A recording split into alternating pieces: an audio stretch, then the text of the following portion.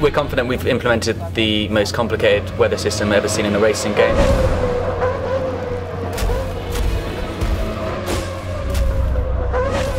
We've got basically three key components that make up the weather system. There's the visual effects, so in the dry it's the iconic heat haze, in the wet it's the visual effects on the camera, on the cars themselves, the rain on the track, the puddles, the surface reflections, the rooster tails, the kick-up spray from the tyres.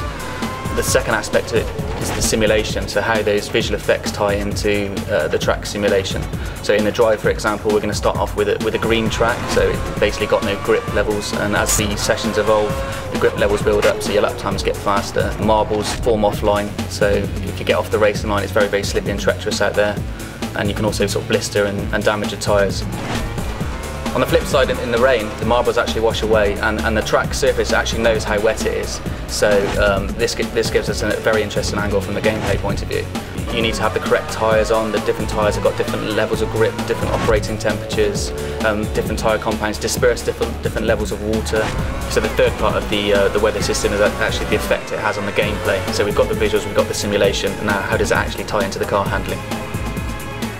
And just to add to the weather dynamics, the part I really enjoy playing at the moment is how the track will evolve as each car individually drives on that surface, and from wet to dry it will naturally dry where the cars have driven on, just like real life, and you're left with a completely dry circuit at that point, with puddles in the undulations, in the small undulations and curbs as well, and yeah, very, very accurate.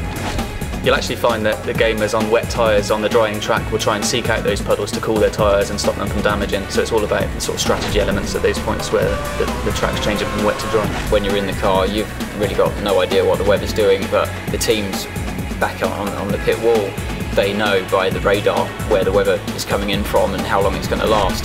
And that's something that will be added into the game as well, that you'll be aware of what the weather's doing roughly, and then you can make your call on that, just like you would in real life.